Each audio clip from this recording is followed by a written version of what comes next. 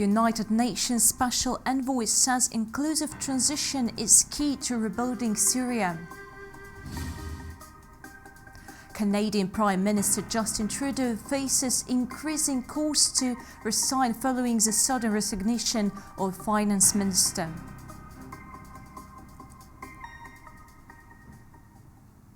The perpetrator of the attack that killed Lieutenant General Eiger Kirillov, chief of the Radiological, Chemical and Biological Defense Forces, has been detained. Authorities say the suspect, a 29-year-old citizen of Uzbekistan, was recruited by Ukrainian intelligence services. The investigative committee and the Ministry of Internal Affairs have confirmed the arrest of a suspect linked to the explosion on Ryazansky Prospect in Moscow, which resulted in the deaths of Lieutenant General Eiger Kirillov and his assistant. The Federal Security Service reports that the suspect confessed during interrogation to being recruited by Ukrainian intelligence services. He was directed to Moscow, where he received and planted a powerful improvised explosive device on an electric scooter near Kirillov's residence. To monitor the target, he rented a car equipped with a camera that transmitted live footage to organizers in Dnipro, Ukraine. The device was remotely detonated when Kirillov and his assistant exited the building. For this crime, the executor was guaranteed a cash reward of $100,000 and residency in one of the European countries. Other persons involved in the organization of this crime are being identified. The suspect was apprehended less than 24 hours later in the village of Chernoy, Balashikha district, Moscow region, after a coordinated effort by the FSB, Ministry of Internal Affairs, and the Investigative Committee. He remains in custody as the investigation continues. The Ministry of Internal Affairs of Uzbekistan has stated it has no information about the detained individual.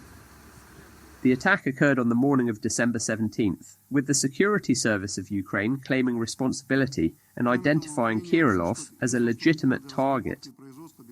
Kirillov's actions have sparked international condemnation, with Ukraine accusing him of overseeing over 4,800 chemical weapons attacks.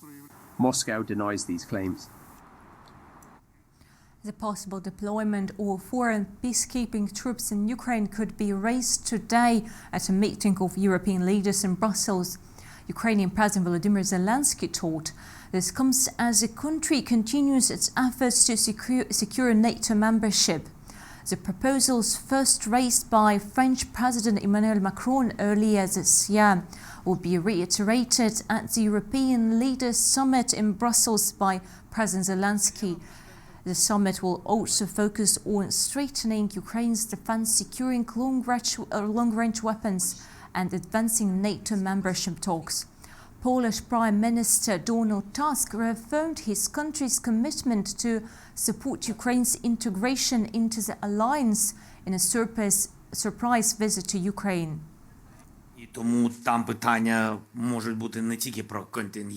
There could be questions not only about the foreign contingent, but also questions that Ukraine will raise. This includes our long-range strike capabilities, major investments in our Ukrainian weapons production to strengthen our armed forces.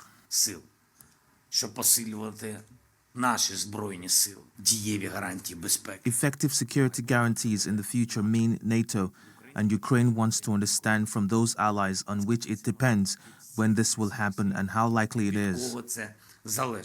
Ukraine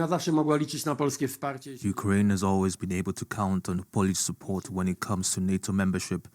Nothing has changed in this regard. If it were up to Poland, it wouldn't take more than one day. But you can count on our diplomacy and our actions here.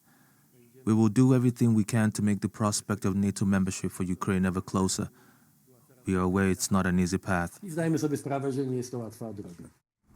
United Nations Special Envoy Geir Pedersen emphasized that progress toward an inclusive political transition in Syria is crucial for obtaining the economic support the country urgently needs.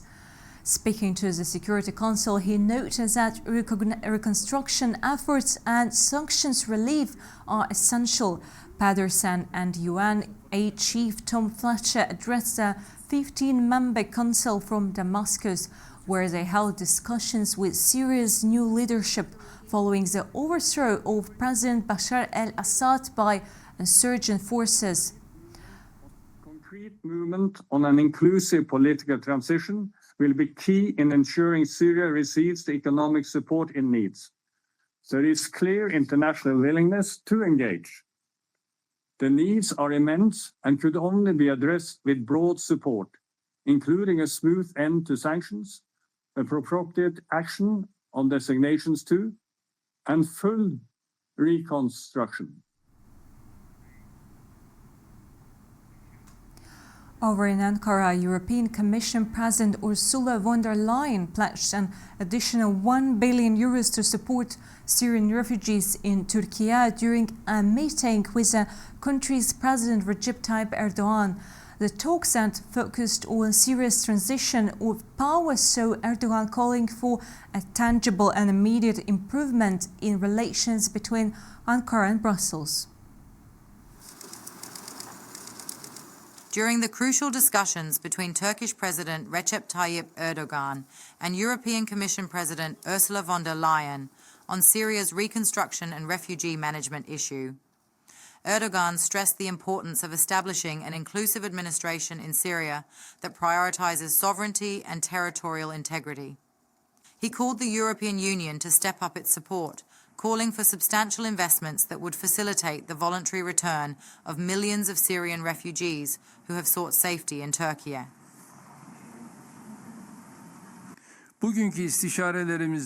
We expect the European Union to diversify its support, which it has provided to lighten our country's burden to ease voluntary returns.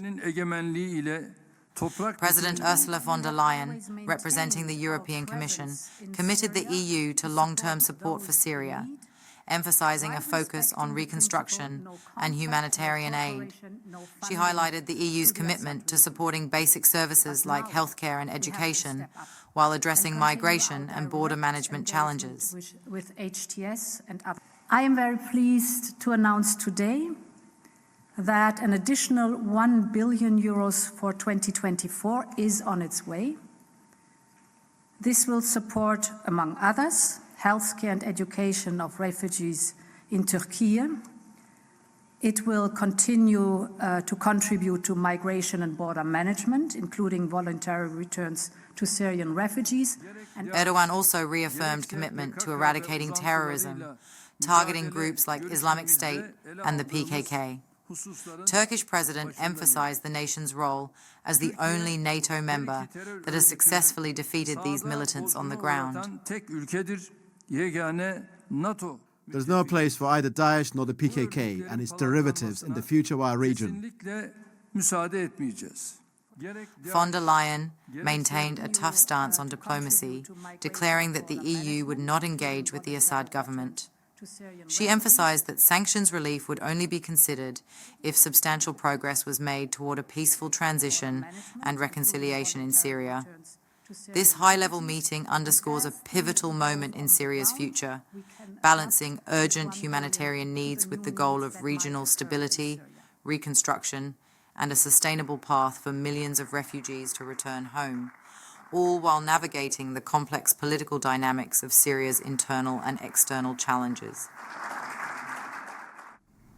On Tuesday, a senior United Nations official called on global powers and Iran to revive the 2015 nuclear deal urgently. This agreement, which eased sanctions on Tehran, is an exchange for limitations on its nuclear activities at a critical crossroads. The 2015 Iran nuclear deal collapsed in 2018 when Trump withdrew, prompting Iran to reseize it. European and Iranian diplomats met last month to ease tensions as Trump prepares for a second term. Britain, France and Germany may trigger snapback sanctions when the UN resolution expires, while the IAEA reports Iran's uranium enrichment is nearing weapons-grade levels. The death toll in Vanuatu's capital, Port Vila, has reached 14. Officials fear it will continue to rise, with hundreds of people injured after deadly 7.4 magnitude earthquake struck on December 17th. The earthquake in Vanuatu's capital, Port Vila, has left over 200 people injured. The National Disaster Management Office has confirmed that an estimated 116,000 people, about 1/3 of the country's population, have been affected by the disaster. Rescue operations are underway as authorities work to locate those still trapped under the rubble, especially in the most heavily damaged areas. There are 14 confirmed dead. That number is expected to climb, and we have over 200 casualties that have gone through the Vila Central Hospital and the Vanuatu Mobile Force Barracks Hospital so far. Hospitals in Port Vila are overwhelmed by the influx of casualties. Emergency departments are working around the clock to treat the injured. With critical medical resources stretched thin, the government has declared a state of emergency and imposed a curfew in the worst-hit areas. The government has declared 5 days of state of emergency. UNICEF, we are working with the government to look at many issues related to children. So, for instance, just after the earthquake, we were at the hospital assisting in providing first aid kits, tents also because the hospital has been damaged and the structure is questionable. People don't want to go inside. Alongside the medical response, UNICEF is focused on addressing the urgent need for clean water. It's separated in the middle there.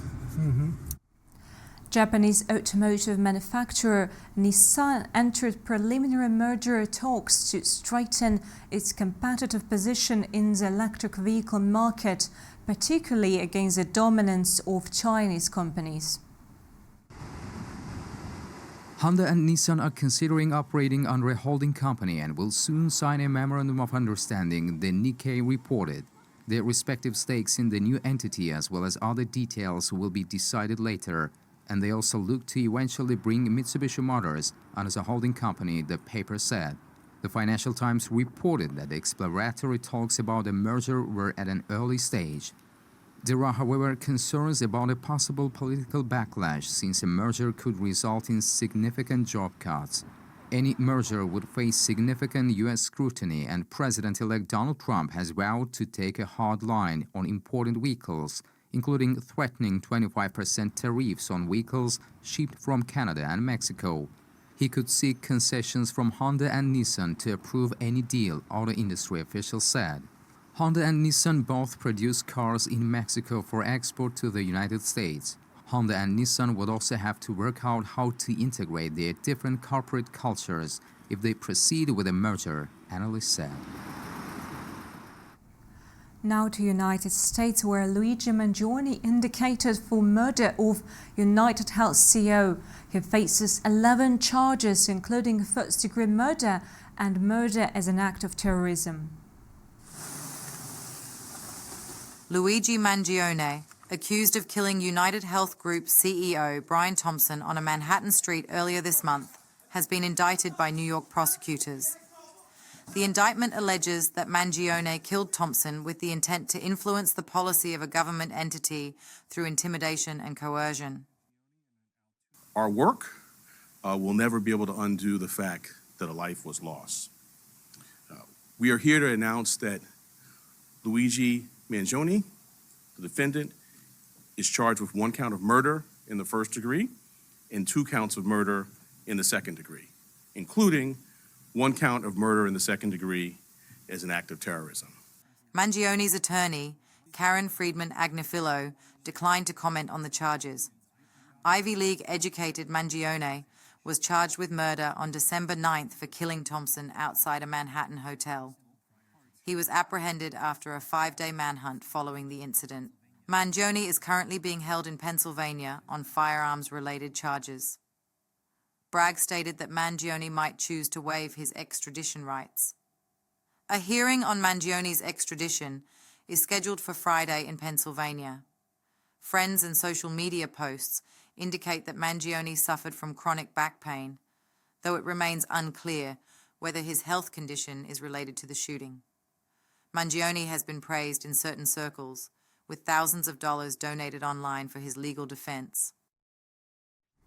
Canadian Prime Minister Justin Trudeau is under increasing pressure to step down following the sudden resignation of Finance Minister Chrystia Freeland on Monday over a policy clash.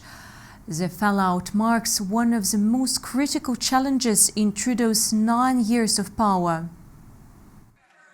In Tuesday's final question period before a month-long winter break, Canada's House of Commons erupted with tension. The Prime Minister Justin Trudeau's political opponents criticised the absent Prime Minister for the recent turmoil. They also condemned him for the year's $62 billion budget deficit. The finance minister resigns, the prime minister hides all day and then has to beg his MPs not to fire him. But the worst news, buried underneath it all, was a devastating gut punch to Canadian taxpayers. A $62 billion deficit smashing through the already insane $40 billion guardrail. Canada is a serious G7 NATO partner staring down the threat of 25% tariffs. We deserve a strong leader with a new mandate. His administration, Justin Trudeau appointed Dominic LeBlanc, a close ally and former public safety minister, as the new finance minister. LeBlanc wasted no time defending the government's actions. That our government is very proud of the fall economic statement that we made public yesterday. Mr. Speaker, the fall economic statement speaks to growth in the Canadian economy. It speaks to supporting Canadians with serious affordability challenges. It speaks to a declining debt to GDP ratio, the best in the G7. And Mr. Speaker, we haven't finished supporting Canadians, something the Conservatives aren't interested in doing. The Prime Minister Justin Trudeau defended his leadership in response to growing opposition criticism. Trudeau rejected calls for his resignation, stressing that his focus remained on delivering results despite internal party turmoil. As a country, we've gone through a lot these past years. The pandemic, inflation, so much conflict and suffering around the world, international law being trampled, the very foundations of democracy being attacked. We've seen tough times before, and we pulled through. Because when we pull together, when Canadians pull together, nothing, and I mean nothing, can stop us. Meanwhile, Finance Minister Chrystia Freeland's resignation came after growing policy differences with Justin Trudeau. She cited disagreements over how to respond to incoming President Donald Trump's threats of tariffs, particularly the looming possibility of 25% tariffs on Canadian goods. Trudeau's Liberals, with a minority of seats, rely on the support of other parties to govern. A recent poll showed the Conservatives with 43% public support, the Liberals at 23%, and the New Democrats at 20%. The House of Commons is on winter break, and a confidence vote on Trudeau's leadership could take place as early as late February or March. In Venezuela, coral farms are emerging as a crucial tool against climate change. A team of scientists and volunteers is restoring damaged reefs to safeguard marine biodiversity. In Venezuela, coral farms are becoming a lifeline for marine ecosystems under threat from climate change. At Santo Domingo Island in San Esteban National Park, scientists and volunteers from the Pilares Marinos Foundation are cultivating coral fragments to restore damaged reefs. Using tree-like structures placed on the sea floor, the team grows small coral pieces, which are later replanted on reefs to help revive bio. The foundation's director, Jesus Alvarado, explains how rising ocean temperatures are forcing urgent action. The corals are already bleaching either due to ecosystem diseases, due to acidification, but also the main cause is global warming. So corals that are found at depth less than 1-3 meters are the ones most affected because the heat. The temperature of the ocean has increased. That is why the coral farm is a good alternative, because we can place them in deeper places. Supported by Venezuela's Ministry of Eco-Socialism, the program has already planted 2,500 coral fragments of the Porides species, helping rehabilitate degraded reef systems. Marine scientist Janet Vilasana emphasizes the importance of this work for the planet's biodiversity. Despite they only cover 0.1% of the ocean surface, corals supply 10% of the human diet. This means that practically 10% of our food is sustained by corals and activity and life that occurs in them. For us, it is extremely important to contribute to preserving that 25% of biodiversity that lives in corals. This initiative underscores Venezuela's commitment to tackling climate change and protecting its fragile marine ecosystems. China's Shenzhou 19 crew has set a new record for extra virtual activities, completing a 9-hour spacewalk. This marks another milestone in China's space exploration efforts.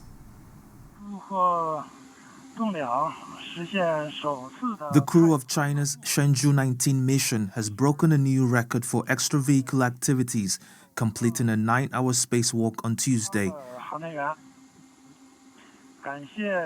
Astronauts Kai Tohyutsi and Song Lingdong were assigned to the spacewalk, while Wang Haoze assisted from inside the space station. This marks the 17th spacewalk by Chinese astronauts. Before closing the hatch, the crew thanked the ground team for their support during the mission. The leader praised the team and expressed confidence in future spacewalks, while others reflected on the importance of manned spaceflight and congratulated fellow astronauts for their successful mission. The Shenzhou 19 mission, launched in October, continues its 6-month stay aboard China's space station.